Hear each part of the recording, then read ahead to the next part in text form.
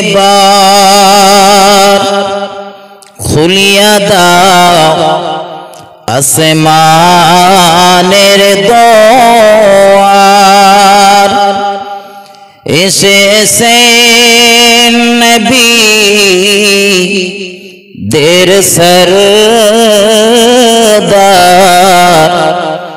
করিতে আমার মাবুদের দিদার ইয়া নবী সালামুন আলাইকা ইয়া রাসূল ইয়া হাবিব সালামুন আলাইকা সালাওয়াত মক্কারি মরু ময়দানে আমার আল্লাহ পাঠাইলে আপনাকে আব্দুল্লাহ জীর্ণ কুঠিরে আমিনা মায়ের উদরে ইয়া নবী সালামুন আলাইকা ইয়া রাসূল ইয়া হাবিব সালামুন আলাইকা সালাওয়াত মরণে মরা হইব একা কবরে থাকিব একা হাসরে উঠিব একা সেথায় পাই যেন আপনারি দেখা ইয়া নবী সালামুন আলাইকা ইয়া রাসূল সালামুন আলাইকা ইয়া হাবিব সালামুন আলাইকা সালাওয়াতুল্লাহি আলাইকা। সকলে বসুন, একটু এগিয়ে এগিয়ে আসুন।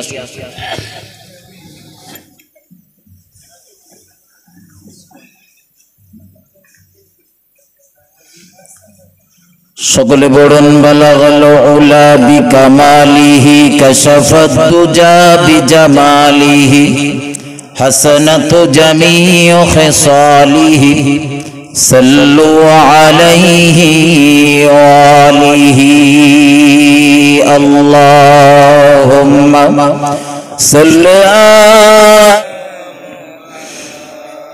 গাছে চিনিল নবীজিকে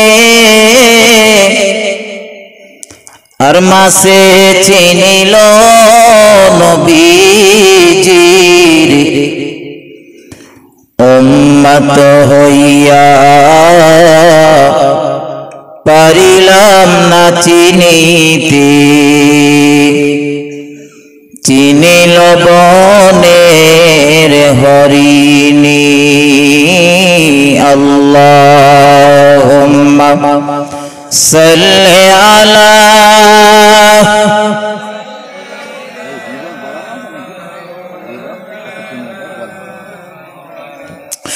ওয়া আলা আলি সাইয়্যিদিনা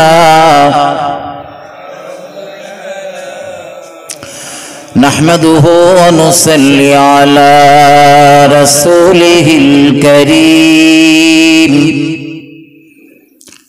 আম্মা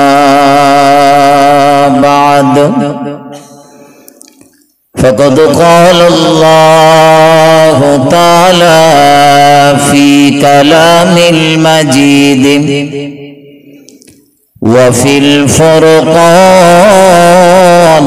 الحميد لقد كان لكم في رسول الله أسوة حسنة وقال النبي صلى الله عليه وسلم أنا وكافل اليتيم في الجنة هكذا أو كما قال عليه الصلاة والسلام আমার সোনার বন্ধুরা আমার ঠান্ডা মাথায় বুঝুন গভীরভাবে উপলব্ধি করুন আল্লাহ পাকের নবী যখন নামাজে দাঁড়াতেন এত খুশুর সঙ্গে নামাজ আদায় করতেন রাসূলুল্লাহ ওই নামাজের অবস্থাতে রয়েছে মাঝে মধ্যে দেখা যেত আল্লাহ পাকের নবীর পা দুটো ফুলে গিয়েছে একটু মহব্বত করে বলুন সুবহানাল্লাহ প্রশ্ন জাগতে পারে হুজুর নামাজে দাঁড়িয়ে আবার পা ফোলে নাকি আসলে আপনি যখন কোন সফর করেন লম্বা সফর খেয়াল করে দেখবেন লম্বা সময় দাঁড়িয়ে থাকলে বা একভাবে বসে থাকলে দেখবেন আপনার নিজের পা ফুলতে আর রাসূলুল্লাহর এই পা ফোলার আরো একটা কারণ হলো আল্লাহ পাকের নবী গোটা দিন কলেমার দাওয়াত দিতে বেড়াতেন দুর্বার গতিতে ইসলামের দাওয়াত দিতেন গোটা দিন দিনের নবী এই গোটা দিন কলেমার দাওয়াত দিয়ে কত মানুষ আমার নবীকে গাল মন্দ করত আল্লাহ পাকের নবীকে ছোট বড় কথা বলতো বিশ্ব নবীর গায়ে ধুলো বালি ছড়িয়ে দিত দিনের নবীর গায়ে থুতু নিক্ষেপ করত আল্লাহর হাবিবকে পাথরের আঘাতে রক্তাক্ত করত এরপরে নবী গোটা দিন কলেমার দাওয়াত দিয়ে বেড়াতেন দুর্বার গতিতে রাতের অন্ধকারে নবী আমার তাহাজ্জুদের নামাজে দাঁড়িয়ে যেতেন নফল নামাজ আদায় করার জন্য গোটা দিন একবারে বাড়ি একবারে পাড়া একবারও পাড়া ও গ্রামে গ্রাম ঘুরে ঘুরেছে রাতের অন্ধকারে চুপচাপ দাঁড়িয়ে পড়েছে আল্লাহ সন্তুষ্টির জন্য নামাজ আদায় করার জন্য তাহাজ্জুদের নামাজ যে সময় আমার নবী জানিয়েছেন ওই তাহাজ্জুদের রক্তে মহান আল্লাহ পৃথিবীর নিকটতম আসমানে নেমে আসেন আর দুনিয়ার মানুষ দিগকে ডাক দিয়ে বলেন বান্দা বান্দিরা কার মনের কি চাহিদা কার মনের কি চাহিদা কি চাহাত রয়েছে আমি আল্লাহ পাক আমার দরবারে চাইতে থাকো আমি আল্লাহ পাক তোমার চাহিদা পূরণ করে দেব একটু মহব্বত করে বলুন সুবহানাল্লাহ আর একটু ভক্তি ভরে বলুন সুবহানাল্লাহ কোরআন শরীফের ভিতরে মহান আল্লাহ জানিয়েছেন উদুনি আস্তাজিব লাকুম বান্দারে আমি আল্লাহ আমায় ডাকো আমি আল্লাহ আমায় স্মরণ করো আমি আল্লাহ তোমার ডাকের সাড়া দেব তো আল্লাহ যখন দেওয়ার জন্য বসে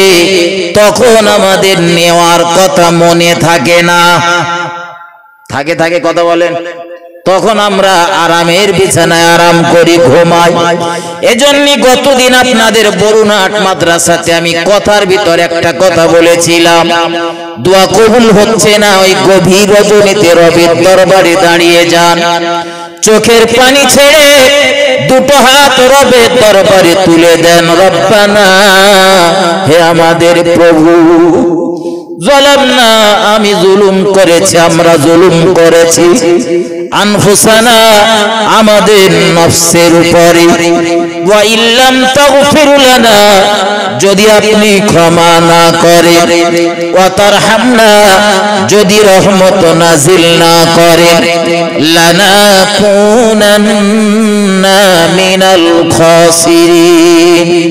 রব্বুল আলামিন, আপনি যদি আমাদের ক্ষমা না করেন, আমাদের প্রতি রহমত নাজিল না করেন, আমরা ক্ষতিগ্রস্তদের দলভুক্ত হয়ে যাব। রবের দরবারে চান, মনের যন্ত্রণাগুলো চোখের পানি হয়ে বার হয়ে আসে যেন। আল্লাহর নবী বলেছেন, আল্লাহর বান্দা যখন দুটো হাত তুলে কাঁদে, ওই বান্দা চোখের পানি নাকে রক্তে কাসার আগে আমার আল্লাহ বান্দার প্রার্থনা কবুল করে নেন। কিন্তু আমরা দোয়া করার সময় বলেন কি করি? বলেন, একটু ইমাম লম্বা দোয়া করলি তখন আর আমাদের মোটে সময় নেই, তখন মোটে আর সময় নেই। গলা খাকার দোবার ওই সাথে, মানে যদি কোনো ইমাম লম্বা দোয়া করেছে তাহলে যে কি সমালোচনা হবে আপনি কল্পনা করতে পারবেন না। আমার ভাই ও বাবাজিরা, আমার আলোচনা এই দিকে নয়, আমি আপনাদের যেটা বোঝাচ্ছিলাম মাথায় নেন। আল্লাহ পাকের নবী নামাজ আদায় করতেন খুশু খুজুর সঙ্গে, দাঁড়িয়ে পড়তেন, এত ধীর স্থির ভাবে নামাজ আদায় করতেন, আমার নবী পাগুলো ফুলে যেত। নবী এত সুন্দর করে নামাজ আদায় করার পরে সাহাবাদের নামাজ পড়ার কথা বলেছেন। আর নবী সাহাবারা নামাজ পড়েছে, আপনি অবাক হয়ে যাবেন নবী সাহাবাদের নামাজ আর আমাদের নামাজের ভিতরে কতটা পার্থক্য। হাসিবুত তো মসজিদে নামাজ পড়তে গেলে কার বলবানি আবার রাগ করবে। হাসিবুর মসজিদে নামাজ পড়তে গেলে একটা মশা যদি পায়ে পড়ে, আগে মশাটারে মেরে নেয়, তারপরে নামাজ। ঘটে না? মসজিদে নামাজ চলতেছে, হঠাৎ বাতাসে জানলাটা একটুখানি খট করে শব্দ হয়েছে, বহু নামাজিরে দেখা যায় কায়দা করে দেখে লেছে কোন জানলাটা নড়েছে। আছে না নেই? আমার দেশের কিছু নামাজি রয়েছে, নামাজ পড়ে, আমি কাউকে হেয় করছি না, ছোট করছি না, দায়িত্ব নিয়ে বলছি বন্ধু, একদল মানুষ রয়েছে নামাজ পড়ে ঠিকই, কিন্তু তার নামাজ খোদা দরবার পর্যন্ত যাচ্ছে কিনা ওটা তো আল্লাহ ভালো জানে। কিন্তু যাওয়ানোর জন্যও তো কিছু পদ্ধতির প্রয়োজন হয়, সেই পদ্ধতিগুলো আমার সমাজের 100-র ভিতরে 50% নামাজিরা জানে না। শুধু নামাজ পড়তে হয় তাই পড়ে। আছে না নেই? কথা বলেন। আরে যারা নামাজ পড়ে তাদের আপনি কালকে এই মসজিদে জিজ্ঞেস করতে দেখেন, আমি জিজ্ঞেস করলে হয়তো বলবে হুজুর হয়তো ভুল হয়নি, তাও ইচ্ছা করে ভুল ধরেছে। অন্য একটা হুজুর রেখে তাদের একটু জিজ্ঞেস করতে দেখেন, দোয়া দরুদ কেটা কেরতরা বলতে পারে দেখি। আমার ভাই ও বাবাজিরা, আমার নামাজ আমরা পড়ি, নামাজ রাসূল পড়েছেন, নামাজ নবীর সাহাবারা পড়েছেন। আমরা যে নামাজ নিয়ে গর্ব করি, অহংকার করি, আমার নবীর একজন সাহাবা, হযরত, ওই সাহাবাটির নাম হলো হযরত তালহা রাদিয়াল্লাহু তাআলা। নাম শুনেছেন? তালহা নবীর একজন বিখ্যাত সাহাবা। ওই উহুদের ময়দানে দুশমনেরা যখন আমার নবীকে মার্ডার করে দেওয়ার জন্য, শহীদ করে দেওয়ার জন্য চতুর্দিক থেকে চেষ্টা চালাচ্ছিল, নবীর ধারে পাশে আর কেউ নেই, আমার নবীরে ওরা মার্ডার করে দিবে। এমনি তো ময়দানে উঠে গিয়েছে ইসলাম শেষ, মুহাম্মদ সাল্লাল্লাহু আলাইহি ওয়াসাল্লাম শেষ, আল্লাহ নাম নেওয়ার মতো আর কেউ নেই, আমাদের ধর্মের নামে বিরূপ মন্তব্য করার মতো আর কেউ নেই। এই ময়দানে দিনের নবী যুদ্ধ শেষ হবার পরে যে সাহাবাটার সন্ধান চালাচ্ছিলেন, ওরে আমার সাহাবারা, আমার তালহা কোথায় রয়েছে আগে দেখো। তালহার খুঁজে পাওয়া গেল। কিন্তু দেখা গেল তালহার গোটা দেহটা তীর আর তলোয়ারের আঘাতে জর্জরিত হয়ে রয়েছে। আল্লাহর হাবিব বলছিলেন, ও সাহাবারা, দুশমনেরা তীর নিক্ষেপ করে, আমি রাসূলুল্লাহ আমার দিকে, ও তীর আমার দেহে বিদ্ধ হবে, আমার তালহা ঢালের মতো আমার সামনে দাঁড়িয়ে যায়। আমার লক্ষ্য করে যে তীর ছোড়া হয়েছে, ও তীর আমার তালহা দেহেতে বিদ্ধ হয়ে যায়। হযরত তালহা রাদিয়াল্লাহু তাআলা নিজের দেহের ওই তীরগুলো নিজের হাত দিয়ে ছাড়িয়ে ফেলছে। আবার লক্ষ্য করছে নবীর উপরে কোন দিক থেকে আক্রমণ হতে পারে। যেদিক থেকেই আক্রমণ শোনানো হয়, হযরত তালহা রাদিয়াল্লাহু তাআলা আনহু সেই দিকেই দাঁড়িয়ে যায়। বন্ধুরে আমার, তীর তলোয়ার আর বল্লমের আঘাতে তালহার দেহটা জর্জরিত হয়ে গেল। কিন্তু যতক্ষণ তালহা দুনিয়ার জমিনে বেঁচে ছিলেন, আমার নবীর উপরে কোনো আঘাত লাগতে দেয়নি। একটু মহব্বত করে বলুন সুবহানাল্লাহ। এই তালহা নামাজ পড়তেছে, এই তালহা। আমরা যেমন মাঝে মধ্যে, সেদিন আমার একজন বলছে, হুজুর আপনার একটা ওয়াজের মধ্যে পেয়েছি যে নামাজ যদি পড়তে হয় তা ফাঁকা মাঠেও পড়ে নেন। আমি ভাই, শুধু বক্তৃতা 2 ঘন্টা বক্তৃতার একটা কথা ধরে টানাটানি করবেন না। আমি ওখানে বলেছি, আপনি হয়তো এমন একটা জায়গায় কর্মে রয়েছেন, কাজ করছেন ফাঁকা মাঠের মাঝখানে, সেখান থেকে মসজিদে আসতে আর যাইতে দেখা যাবে আপনার কাজই সমাধা হবে না, কিন্তু নামাজের রক্ত শেষ হয়ে যাবে। এইরকম সময়ে ওই ফাঁকা মাঠের মাঝায় আপনি নামাজ আদায় করে নেন ওযু করে। পানি যদি পেয়ে যান তো আলহামদুলিল্লাহ, পানি যদি না পান তো তায়াম্মুম করে আপনি ওযুতে নামাজে দাঁড়িয়ে যান। কারণ সমস্ত নবীদের উম্মতদের জন্য নামাজের একটা নির্দিষ্ট জায়গা ছিল, আর আমরা যারা উম্মতে মুহাম্মাদি, আমাদেরকে মহান আল্লাহ এত ভালোবাসেন, আমাদের জন্য গোটা পৃথিবীটারে মসজিদ বানিয়ে দেওয়া হয়েছে। তার মানে কখন মসজিদে যেতে পারবো আর কখন যেতে পারবো না, যেখানে সময় হবে সেখানে জানো নামাজটা আদায় করি। তার মানে নামাজ না পড়লেই চলবে না, বলেন? হ্যাঁ, আল্লাহর হাবিবের একটা হাদিস মাথায় নেন। নবী বললেন, উম্মতেরা, সম্ভব হলে তোমরা সুস্থ থাকলে দাঁড়িয়ে নামাজ আদায় করো, অসুস্থ হয়ে পড়েছো বসে আদায় করো, আর অসুস্থ হয়ে পড়েছো উম্মাত তুমি শুয়ে পড়ে হলেও নামাজ চালাও। তার মানে নামাজ খুব সহজ, নাকি বলেন? বর্তমানে তো চেয়ারের আমদানি হয়েছে মসজিদে খুব। হ্যাঁ, চেয়ারে আমদানি হয়েছে না বিরাট। চেয়ারে নামাজ পড়লে হবে কিনা, আমার পরে মুফতি সাহেব আসবেন, একটুকুনি কেউ একটা জিজ্ঞেস করে নেন, বলে দেবেন। আমি বললি বড় কথা বলা হয়ে যাবেন, তো মুফতি সাহেবের কাছ থেকে জেনে নেন, তুমি সব থেকে ভালো হবে। যদি বলেন হুজুর চেয়ারে নামাজ পড়ি তাই আপনার রাগ হচ্ছে না, মক্কা বা মদিনা ইসলামের দলিল না। ইসলামের দলিল হলো কোরআন, হাদিস আর ইজমা কিয়াস। অমুক মসজিদের নামাজিরা পড়ে কাবা চত্বরে দেখেছি রয়েছে, মসজিদুন নববীতে রয়েছে, এটা বলো দলিল না। দলিল হলো কোরআন, হাদিস আর ইজমা কিয়াস। নবী বলেছেন সম্ভব হলে দাঁড়িয়ে, না যদি পারেন তো বসে, তাও যদি না পারেন নবী বললেন শুয়ে পড়ে হলেও নামাজ চালাও। বলতে তো পারতেন বসে যখন বড় বা চেয়ারে বড়, পারতো না? বলবেন হুজুর তখন চেয়ার ছিল না। কে বলেছে চেয়ার ছিল না? নবীর জন্মের সময় একটা ওয়াজ আমি এবছরে কয়েক জায়গায় করেছি, আপনাদের কানে হয়তো পড়েছে, যে নবীর দাদু ছিলেন কাবার মুতাল্লি, আর কাবার চত্বরে নবীর দাদুর জন্য একটা চেয়ার ছিল, সিংহাসন ছিল, ওই চেয়ারটার উপরে তিনি বসতেন। তার মানে চেয়ার তখন ছিল। আমার ভাই ও বাবাজিরা আমার, সব থেকে ভালো হয় মুফতি সাহেবের কাছ থেকে জেনে নেবেন, নাইলে আপনারা আবার দলাদলি করে মরবেন। মুফতি সাহেবের কাছ থেকে পড়ে জেনে নেবেন। তবে আমার যতটা দানার দৌড় রয়েছে, চেয়ারে নামাজ পড়লে নামাজ হবে না। আমার ভাই বাবাজিরা আমার, চলেন আর একটু এগিয়ে। হযরত তালহা রাদিয়াল্লাহু তাআলা আনহু নামাজ পড়ছেন, তবে মসজিদুন নববীতে নয়। যে মসজিদুন নববী আমার নবী তৈরি করেছিলেন, পৃথিবীর মুসলমানদের দ্বিতীয় মসজিদ।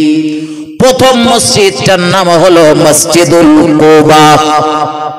মক্কা শরীফ থেকে নবী যেদিন হিজরত করে চলছিলেন মদিনার দিকে, কুবা নগরীতে কুবা নামে একটা কূপ রয়েছে। ওই কূপের চতুর্দিকে যারা বসবাস করে তাদেরকে কুবার বাসিন্দা বলা হয়, কুবার অধিবাসী বলা হয়। ওই শহরটাতে, ওই গ্রামে যে মসজিদ বিশ্বনবী প্রথম ভিত দিয়েছিলেন, ওই মসজিদটির নাম হলো মসজিদুল কুবা। বর্তমানে মদিনার মসজিদুন নববী থেকে 5 মাইলের পথ অথবা 5 কিলোমিটার হবে।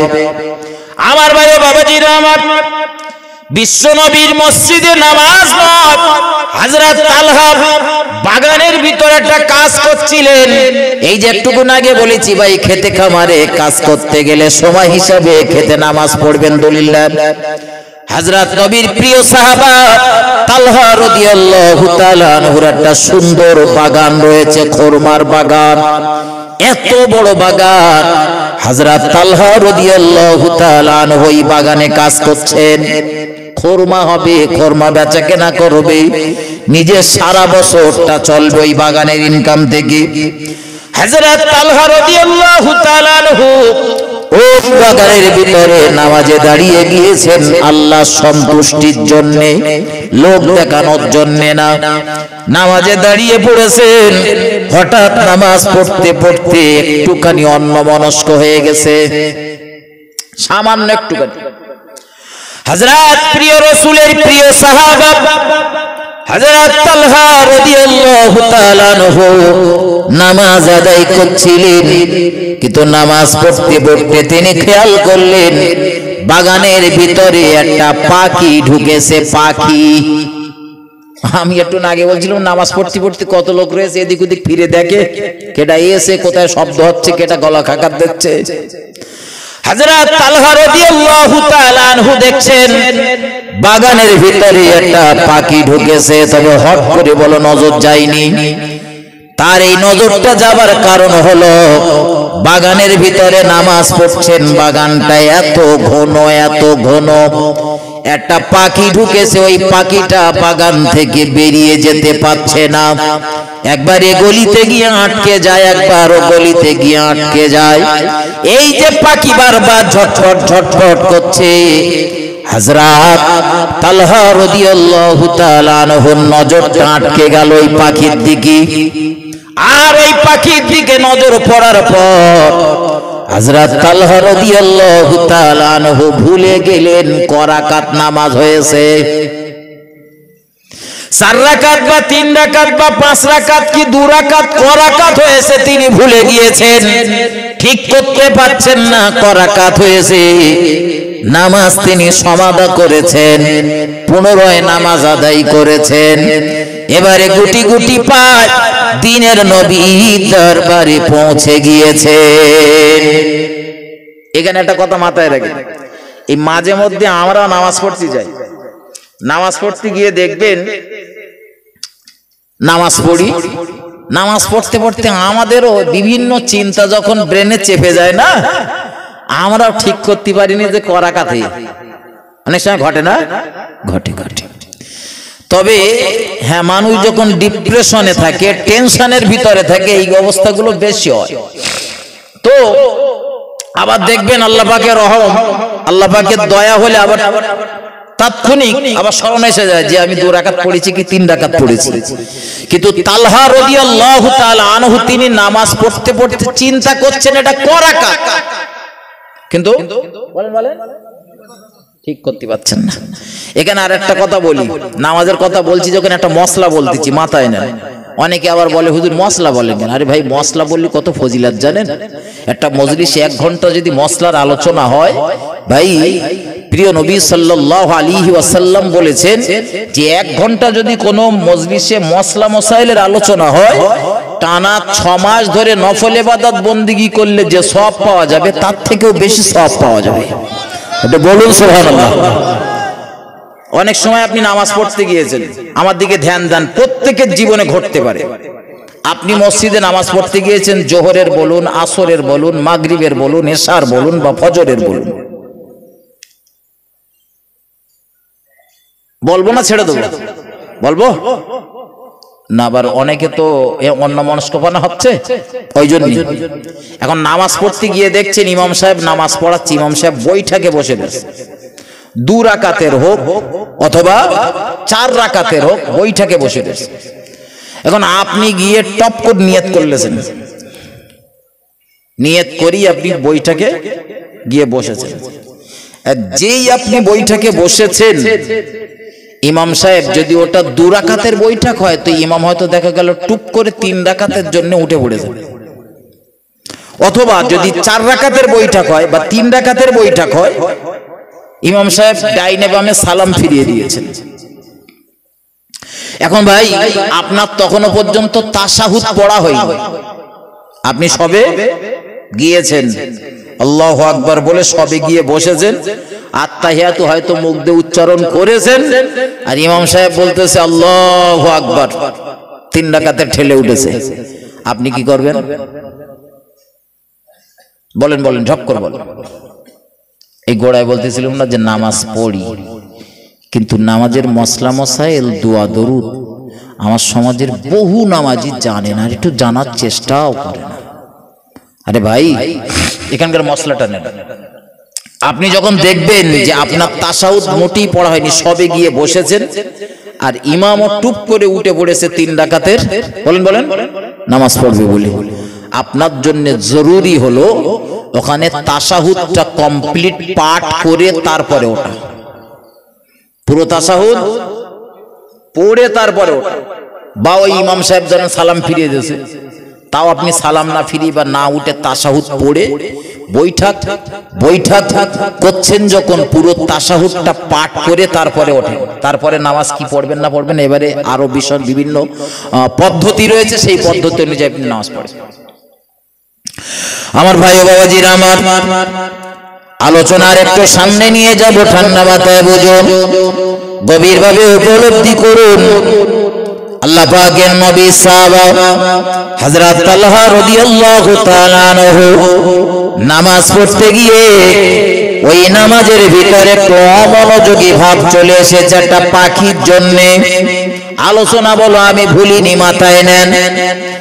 নামাজ তিনি পুনরায় পড়েছেন, বিশ্ব নবীর দরবারে পৌঁছে গিয়েছেন। ইয়া রাসূলুল্লাহ, ইয়া হাবিবাল্লাহ, হুজুর আজ আমি বাগানে, খুরমা বাগানের ভিতরে, খেজুর বাগানের ভিতরে নামাজ পড়তে গিয়ে আমার সঙ্গে এই অবস্থা, এইরকম একটা অবস্থা তৈরি হয়েছে, সৃষ্টি হয়েছে। বিশ্ব নবী বললেন, তালহা তাতে সমস্যা কি, তুমি কি বোঝাতে চাইছো? হযরত তালহা রাদিয়াল্লাহু তাআলা আনহু বলেন, ইয়া রাসূলুল্লাহ, আমি সংকল্প করেছি যে বাগান নামাজের ভিতরে আমার অমনোযোগী এনে দিয়েছে, ওই বাগান আমি তালহা আর রাখবো না। আজ ওই বাগান আমি আল্লাহর দ্বীনের জন্য দান করে দেব। আমাদের নামাজ পড়তে গিয়ে মাঝে মধ্যে জমি ধান টানের চিন্তা আসে, তা আমরা সিদ্ধান্ত টানি নাকি? বলেন বলেন। ইয়া রাসূলুল্লাহ, আমি নামাজ পড়ছিলাম, কিন্তু করাকাত নামাজ আমার হয়েছে, এটা আমি কোনো মতে ঠিক করতে পারলাম না। ইয়া রাসূলুল্লাহ, যে বাগানের ভিতরে নামাজ পড়তে গিয়ে একটা পাখির জন্য আমার এই অবস্থা হয়েছে, ও আল্লাহ পাকের নবী, ওই বাগান আল্লাহর দ্বীনকে জিন্দা করার জন্য আমি আজ দান করে দিলাম। যখন প্রয়োজন হবে, পৃথিবীর যেখানে প্রয়োজন হবে, আমার এই বাগান সেই জায়গায় আল্লাহর দ্বীনের জন্য কাজে লাগাবে। আমি তালহা আজ থেকে ওই বাগানের আর মালিক নয়। আরো একবার মহব্বত করে বলুন সুবহানাল্লাহ। দান তারাও করতেন, আমরাও করি। হ্যাঁ, এখনো কিছু জায়গায় গেলি বলে, কিছু মসজিদের লোকজন বলে আমাদের সে অমুক চাচা মসজিদের জন্য জমি দিল, তুই এখনো কারোর সাথে কিছু হলি বলে তো লজ্জা লাগে না? আমার দেওয়া জায়গায় নামাজ পড়তে আসিস, তুই আমার উপরে হাসে না? নেই, আপনাদের এদিকে না থাকতে পারে, কিন্তু বাংলা, আসাম, ত্রিপুরা ঘুরে যা অভিজ্ঞতা তার থেকে বলতেছে এইরকম প্রচুর রয়েছে মসজিদ। হ্যাঁ, দান করার পরেও বলে আমার বাবা খেলে জায়গায় তুই নামাজ পড়তে আসিস, সেটা তুই দান করিস তো তোর বাবা খেলা রয়েছে। হ্যাঁ, আমার ভাই ও বাবাজিরা আমার, আমি আপনাদের বোঝাতে চাইছিলাম নামাজ আমরা পড়ি, নামাজ নবী সাহাবা তালহা পড়তেন, নামাজ নবী সাহাবা হযরত আলী পড়তেন।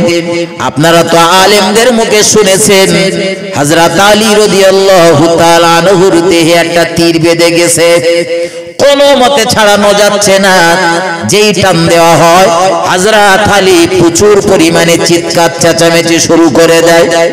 বিশ্ব নবীর সাহাবা আলী বললেন, ভাই একটুখানি দাঁড়াও, একটুখানি অপেক্ষা করো, আমি 2 রাকাত নামাজ আদায় করে নেই। 2 রাকাত নামাজে হযরত আলী দাঁড়িয়েছেন, আর এদিকে নবীর সাহাবারা পিছন দিক থেকে ও তীর টেনে বার করে নিয়েছেন। একটু মহব্বত করে বলুন সুবহানাল্লাহ। নামাজ সমাধা হয়ে গেল। হযরত আলী এবারে বলছেন, ভাই তোমরা এসেছো কি আমার তীর বার করার জন্য? কি বার করার জন্য? তার মানে তীর তখনও রয়েছে নাকি? নবী সাহাবারা বলেন, ভাই আলী আপনি নামাজের ভিতরে ছিলেন, এত একগ্র চিত্রে নামাজের ভিতরে ছিলেন, আমরা ওই সুযোগে তীরটা বার করে নিয়েছি। আরো একবার বলুন সুবহানাল্লাহ। ও বাবাজি ভাইজানেরা, মূল বক্তৃতাতে যাবার একটা কথা মাথায় নেন, নামাজ আমরা পড়ি, তবে যারা পড়েন তাদের বলতেছি, ভাই নামাজ পড়ার মতো পড়া পড়েন, কাজে লাগবে। লোক দেখানো নামাজ, ফাঁকি দেওয়া নামাজ খোদার দরবার পর্যন্ত যাবে না। মনোযোগী সহকারে নামাজ পড়েন। আল্লাহর নবীর একজন সাহাবা, বিশ্ব নবী একটা জিহাদের ময়দানে রয়েছেন, নবী আমার ডাক দিয়ে বললেন, সাহাবারা আজ এই জিহাদের ময়দানটা বড় ভয়ানক ময়দান, যে কোনো মুহূর্তে রাতের অন্ধকারে দুশমনেরা আমাদের উপরে হামলা চালাতে পারে। যুদ্ধ যদিও দিনের বেলায় হচ্ছে, রাতের বেলা হয়তো আমরা আরাম করবানি, ওই সুযোগে আমাদের উপরে হামলা চালাবে। আমরা তো থাকবো ঘুমের ভিতরে, আমাদের জীবন বাদী নিভে যাবে, আল্লাহ দিনও নিশ্চিহ্ন করে দিতে পারবে। বলো সাহাবারা, আজ রাতের বেলা তোমরা কে কে পাহারা দেবে? নবীর কোন সাহাবা কিছুই বলছে না, কারণ সারাদিন যুদ্ধের ময়দানে যুদ্ধ করতে হয়েছে। রাতের বেলা একটু বিশ্রামের প্রয়োজন, আবার রাতের বেলা যদি পাহারা দেয়, সকালবেলা উঠে তো আবার জিহাদের ময়দানে দাঁড়াতে হবে, ধৈর্যের ব্যাপার আছে। নবীর একজন সাহাবা দাঁড়িয়েছেন, একজন আনসার সাহাবা দাঁড়িয়েছেন, অর্থাৎ প্রিয় নবীর সাহায্যকারী সাহাবী দাঁড়িয়েছেন। ইয়া রাসূলুল্লাহ, ইয়া হাবিবাল্লাহ, হুজুর আমার প্রতি আপনি ভরসা করতে পারেন, আপনি আর আপনার সাহাবারা সব আরাম করবেন, আর আমি গোটা রাতটা এই ময়দান আমি একাই পাহারা দেব ইনশাআল্লাহ। নবীর এই সাহাবাটার কথা শুনে পাশ থেকে আরেকজন মুহাজির সাহাবা উঠে দাঁড়িয়েছেন, ইয়া রাসূলুল্লাহ আমিও সঙ্গ দেব। একটা কথা মাথায় নেন, মুহাজির শব্দের অর্থ হলো ত্যাগকারী। মক্কা থেকে যে সাহাবাগুলো হিজরত করে মদিনায় গিয়েছিলেন, আল্লাহর দ্বীনের জন্য জীবনে সবকিছু ত্যাগ করেছিলেন, নবীর ওই সাহাবাগুলোরে বলা হয় মুহাজির। আর আনসার সাহাবা বলতে মদিনার কিছু সাহাবাদের বোঝানো হয়, যারা আল্লাহর দ্বীনের জন্য নিজেদের জীবনের সর্বত সবকিছু দিয়ে সাহায্য করেছিলেন। ঘর বাড়ি জমি জায়গা টাকা পয়সা সবকিছু আল্লাহর দ্বীনের জন্য যারা দিয়েছিলেন, এরা হলো মদিনার সাহাবা, এদেরকে বলা হয় আনসার সাহাবা। এই আনসার সাহাবা উঠে দাঁড়িয়েছে, আল্লাহর নবীর সাহাবারা সবাই আরামের বিছানায় আরাম করছেন, কিন্তু নবীর ওই আনসার সাহাবাটা সংকল্প করছেন সারা রাত আমার পাহারা দিতে হবে, তবে একদম চুপচাপ বসে না থেকে তো একটা কাজ করলে হয়। আমার দেশের কিছু ছেলে পিলে রয়েছে রাত জাগে, এই মোবাইল হাতে করলে কখনো ফেসবুক হোয়াটসঅ্যাপ এটা ওটা করে খেলাধুলো খুঁচে খুঁচে কিছু ছেলে পিলে রয়েছে রাত জাগে, একটা মোড়ের মাথায় বসে কিরাম ঠেঙাতি ঠেঙাতি রাত পরিষ্কার হয়ে যাচ্ছে। কিছু ছেলে পিলে রয়েছে মদের আড্ডায় বসে গল্প গুজব করতে করতে রাত ফর্সা হয়ে যায়। কিন্তু নবীর এই আনসার সাহাবাটা সংকল্প করছে আমি রাতটা পরিষ্কার করব কিভাবে।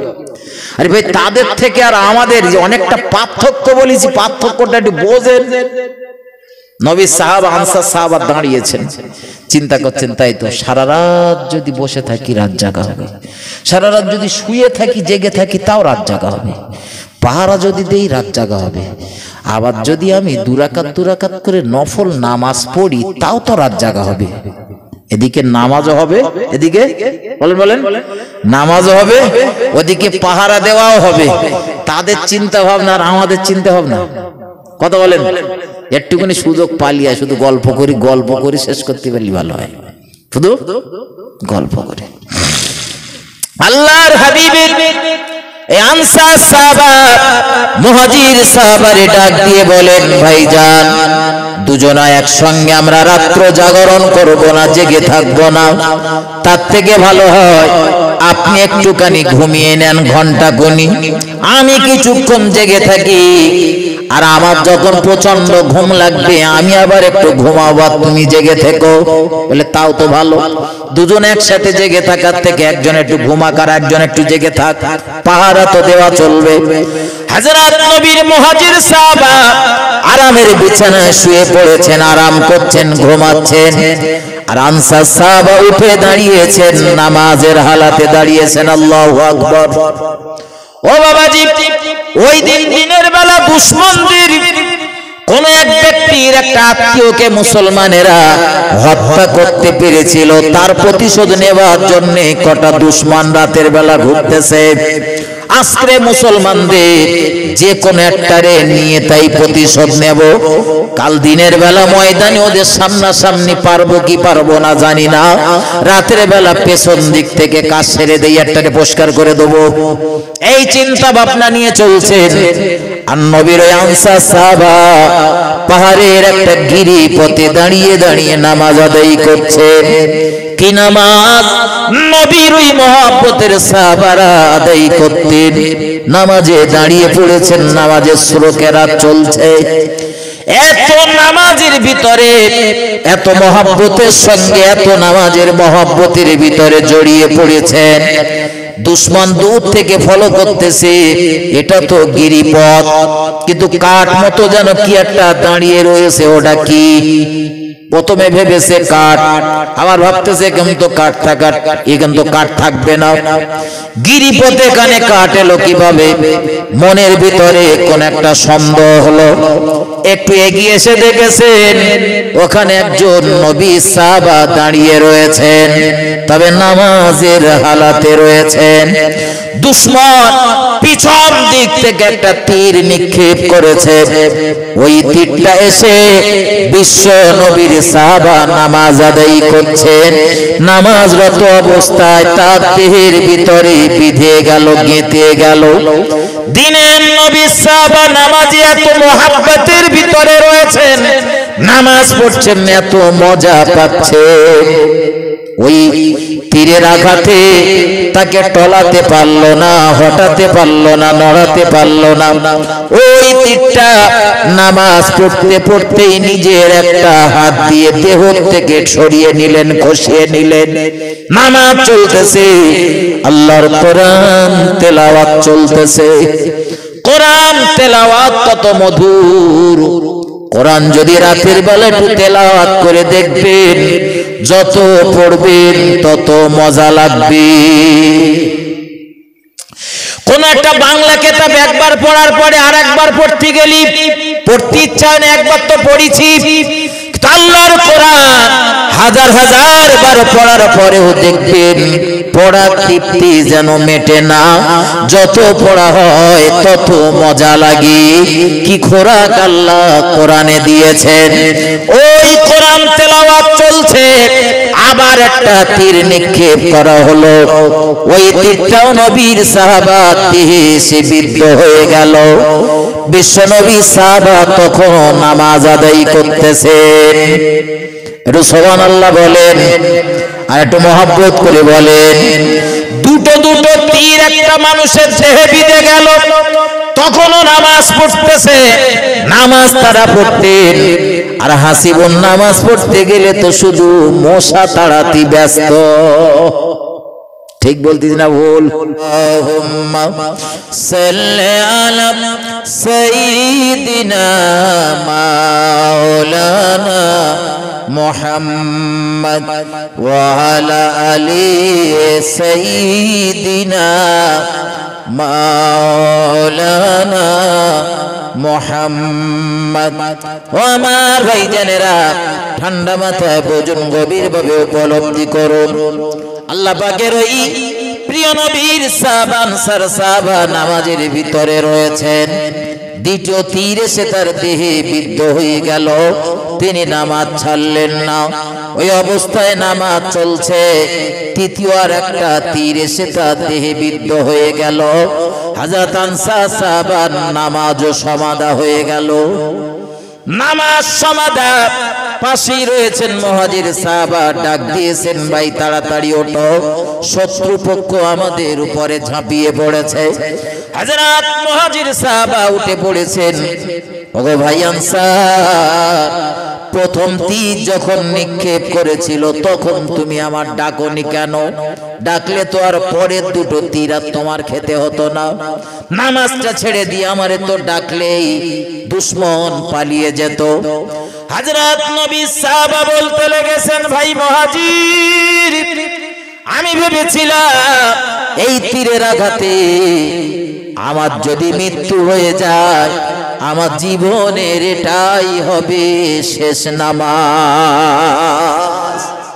ও ভাই মুহাজির, নামাজ পড়তে পড়তে কোরআনের আয়াত তেলাওয়াত করছিলাম, এত মজা লাগছিল, নামাজ আমার ছাড়তে ইচ্ছা করছিল না। এজন্য পরপর তিনটে তীর আমি খেয়েছি। আল্লাহর কোরআন তেলাওয়াত করা, নামাজ পড়া আমি বন্ধ করতে পারিনি। আমার ভাই ও বাবাজিরা আমার, নামাজ আপনাদের পড়তে হবে, বিশ্বাস করুন। আমি পড়তে বললেও পড়তে হবে, না বললেও পড়তে হবে। তবে যারা নামাজ পড়েন তাদের কাছে পায়ে দুটো হাত দিয়ে বলতেছি, ভাই এত কষ্ট করে নামাজ পড়তেছেন, এই ঠান্ডার সময় লোক নেপকাতার ভিতর থেকে বার হয় না। ওই ঠান্ডার সময় মুয়াজ্জিন যখন হাঁক দেয়, হাইয়া আলাস সালাহ, তোমরা নামাজের জন্য এসো, হাইয়া আলাল ফালাহ, তোমরা কামিয়াবির জন্য এসো। আসসালাতু খায়রুম মিনান নাওম, ঘুম থেকে নামাজ উত্তম। আপনি উঠে চলে যাচ্ছেন মসজিদে, ওই ঠান্ডা পানিতে আপনি খালি গায়ে ওযু করে বেরিয়ে যাচ্ছেন মসজিদে নামাজ আদায় করতে। দুনিয়ার বেনামাজি গুলো ঠান্ডার কাছে হেরে যায়, কিন্তু নামাজি গুলোর কাছে ঠান্ডা হার মানে। ও বন্ধু, এত কষ্ট করে নামাজি দাঁড়াচ্ছেন, আর দুটো মিনিট বেশি সময় দেন, একটু খুশু খুজুর সঙ্গে নামাজ পড়েন। নামাজের কোথায় কোন দোয়াটা পড়তে হয়, কোথায় কিভাবে নামাজ পড়তে হয়, রুকুটা কতক্ষণ করতে হয়, সিজদা কতক্ষণ থাকতে হয়, বইটাকে বসে কোন কোন দোয়া পড়তে হয়, এই বিষয়গুলো একটু ভালোভাবে জেনে বুঝে নামাজ পড়েন, তাতে আপনার ফায়দা। নাহলে সারা জীবন দেশের মানুষ জানবে আপনি নামাজি, আর খোদার খাতায়, নামাজির খাতায় আপনার নাম খুঁজে পাওয়া যাবে না। বিশ্বাস করেন, আমি বলো গাঁজা টেনে বলতিস না, একটা মশলা বলছি মাথায় না। এই অনেক সময় আমরা নামাজ পড়ি, নামাজ পড়তে পড়তে এখন ভাই ওয়াজিব ছুটে গেলে সহসেজদা দিতে হয়। সেটা ফরজ নামাজ বলুন, নফল বলুন, সুন্নত বলুন, ওয়াজিব ছুটে গেলে সব নামাজেই সহসেজদা দিতে হয়। কিন্তু আমরা সচরাচর সহসেজদা পরিচিতি হই ইমামের সাথে যে নামাজগুলো পড়ি ওই নামাজগুলোই। ইমামের একটু মাঝে মধ্যে কোনো ভুল হলে ইমাম সাহেব ডান দিকে সালাম ফিরিয়ে পরপর দুটো সেজদা দিয়ে দেয়, যে আবার বসে তাশাহুদ অর্থাৎ আত্তাহিয়াতুটা, তারপর দুরুদ ইব্রাহিম, তারপর দোয়া মাসুরা পড়ে ইমাম ডাইনে বামে সালাম ফিরিয়ে দেয়। ভাই এই যে ওয়াজিব ছুটে যাবার কারণে আমরা সাহু সেজদা দেই, এই সাহু সেজদা দেওয়ার নিয়ম আমরা অনেকে জানি না, অনেকে জানি না।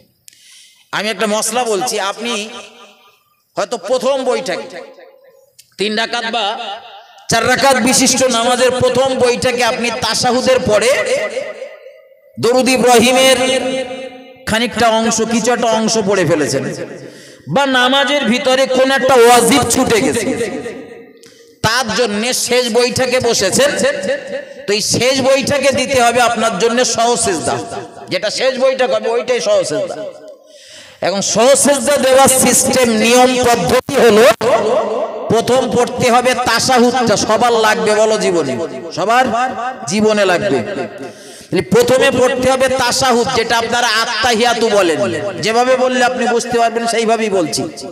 ওই আত্তাহিয়াতুর ওই দোয়াটা পড়ে ডান দিকে সালাম ফিরিয়ে এবারে পর পর দুটো বলেন সিজদা দিতে হবে। কিন্তু দেখা গেল আপনি তাশাহুদ পড়ার পরে দরুদি ইব্রাহিম খানিকটা পড়ে ফেলেছেন, দরুদি ইব্রাহিম বলেন খানিকটা পড়ে ফেলেছেন, কি হয়তো দরুদ ইব্রাহিম শেষ হয়ে গেছে, দোয়া মাসুরা চলতেছে, তখন আপনার সহসেজদা দেওয়ার কথা মনে নেই, অথচ আপনার সহসেজদা ওয়াজিব হয়ে গেছে। আপনার এইরকম পরিবেশ যদি তৈরি হয় তা আপনি সহসেজদা দেবেন কিভাবে? দেওয়ার দরকার তাশাহুদ পড়ার পরপরই, কিন্তু তাশাহুদের পরে দরুদ ইব্রাহিম পড়ে ফেলেছেন, ধরেন দোয়া মাসুরাও খানিকটা পড়ে ফেলেছেন, কি দোয়া মাসুরা পড়তে পড়তে শেষ অংশ পর্যন্ত চলে গেছেন। ভাই এই যারা উঠে যাচ্ছেন টপ টপ করে, এই মশলাটা তাদের জানা আছে? একটু বলে যাবেন। হ্যাঁ, কিভাবে সহসেজদাটা দেবেন একটু আমার একটু বলে গেলে ভালো হতো। ভাই নামাজের রস করলি না খুব জ্বালা, নামাজের রস সবার মজা লাগে না, খুব জ্বালা। তারপরে আমি বলতেছি একটা মশলা মাথায় নেন, আপনাদের জীবনে কাজে লাগবে।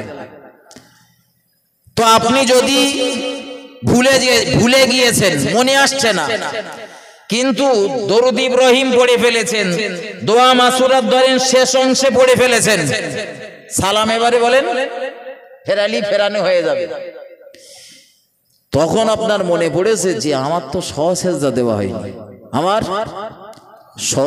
দেওয়া হয়নি, যেই মনে পড়েছে আপনি তাৎক্ষণিক ডান দিকে সালাম ফিরিয়ে দেন, যেখানেই মনে পড়বে সেটা দরুদের ভিতরে মনে পড়ুক, আর দোয়া মাসুরা পড়তে পড়ুক, আর দোয়া মাসুরা শেষ অংশে গিয়ে পড়ুক, মনে পড়েছে তো আপনি ডান দিকে সালাম ফিরিয়ে দেন, দিয়ে এবারে দুটো পরপর সিজদা করেন, সিজদা করে আবার তাশাহুদ থেকে শুরু করে তাশাহুদ, দরুদ ইব্রাহিম, দোয়া মাসুরা সমাধা করে, কখনো কেবলামুখ হয়ে থাকে, সালাম ফিরিয়েছেন কিন্তু তখনও পর্যন্ত আপনি বৈঠক ভাঙেননি, বৈঠক নষ্ট করেননি, কেবলামুখ হয়ে রয়েছেন, বা কারোর সঙ্গে কথা বলেননি, বা এখনো দোয়া করেননি, এরকম পরিবেশে যদি থেকে যান তো তখন আপনি ডান দিকে সালাম ফিরিয়ে ভাই সহসেজদা দিয়ে আবার তাশাহুদ, দরুদ ইব্রাহিম আর দোয়া মাসুরা পড়ে নামাজ সমাধা করেন। আচ্ছা ভাই এই যে মশলাটা বলে দিছি, এই মশলাটা আপনাদের জানা ছিল? জানা না? আচ্ছা মশলা মশাইলের কথা বললি মানুষের এত রাগ হয় কেন বলেন? হ্যাঁ শুনতে মজা লাগে মশলা মশাইল। একটু দরুদ শরীফ পড়েন, আল্লাহুম্মা সাল্লি আলা সাইয়্যিদিনা মাওলানা মুহাম্মদ ওয়া আলা আলি সাইয়্যিদিনা